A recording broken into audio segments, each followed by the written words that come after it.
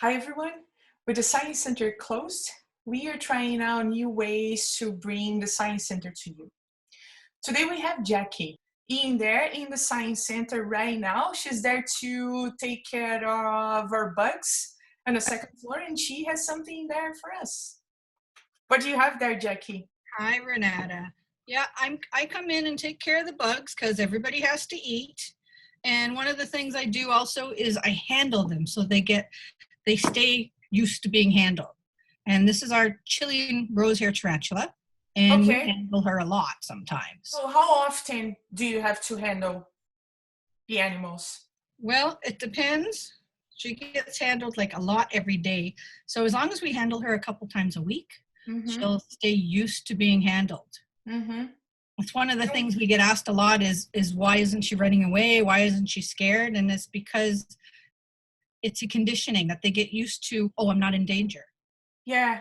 Well, she is used to you, but is she harmful to people if you're not handling? Tarantulas are spiders, and tarantulas have venom, but the venom is not harmful to humans. It's only used for what they're using for their prey, which is similar in size. So even though she could bite me, a bite would hurt, yes, but the venom has nothing to do with it. It wouldn't harm me at all. Okay, good to know. So what kind of tarantula is this? This is a Chilean rose hair, and that's kind of why we call her Rosie.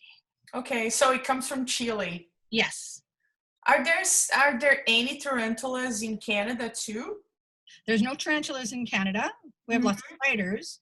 So you said you're in there today to handle some of the animals, but also to feed them. What are you gonna feed this tarantula?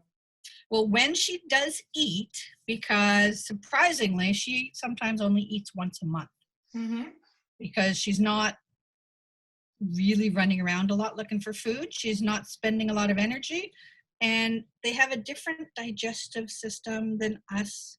So she doesn't have to eat to keep her body warm and going. So she can eat sometimes once a month. Is Rosie an adult? She is an adult. There are different sizes of tarantulas. She's a medium size. There are smaller ones and there are much bigger ones. The Goliath one is probably one of the biggest tarantulas, and it can be bigger than both my hands. Yeah, so you're telling me she's an adult. She is an adult. Yes. So and it's a she. So she can have babies. She could have babies. If we mated her, yes. Okay, so how is it that they have babies?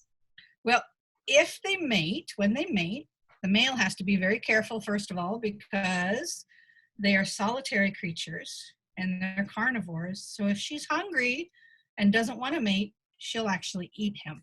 Oh no. So he has to be very careful when they meet, whether she's receptive or not. If she is receptive, underneath her abdomen is where the male places his sperm, and she just carries it until she needs it. She doesn't have to use it right away. And when she wants to lay eggs, she makes an egg case and fertilizes the eggs and wraps it up in this big ball of silk. Do you have a male in there too? We do have a male, and he's much smaller because the males don't live as long. Female tarantulas can live up to 20 years, or males might live for 5. So he's built kind of skinnier, like a kind of a gangly teenager.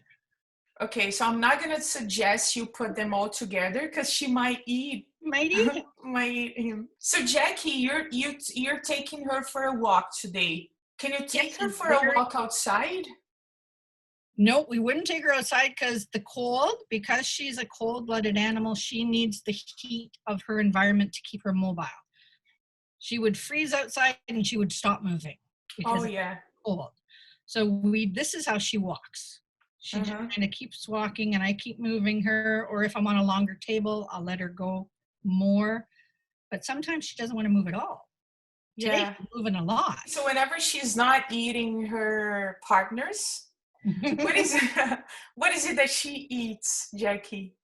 In the wild, she can probably eat anything that she catches similar in her size. So she could catch little other insects, other lizards, little anything that's similar in size that she can hang on to and bite and have her venom.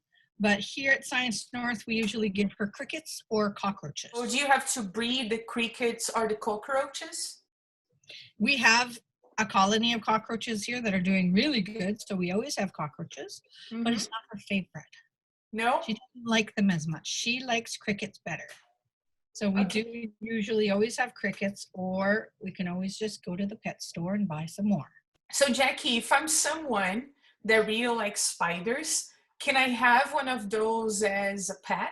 Tarantulas and arachnids are one of the things that don't have really strict regulations, where like some of the other bugs we have on the floor, we have permits for them all.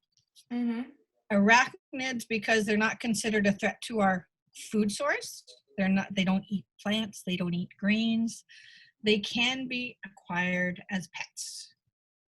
But when you're buying a pet that's going to live 20 to 25 years, you have to get ready to handle it for that long. Yeah, and I assume you have to be ready to have some crickets and cockroaches at your place too. Yeah, you got to feed her, you got to clean her, you got to take care of her water situation. That's it, everyone. I hope you enjoyed our spider talk today with Jackie. And if there's anything else you would like to know about spiders that we haven't chatted, please let us know by leaving a comment below. Thanks, Jackie. Thank you. Bye. Bye, everyone. You know how it goes.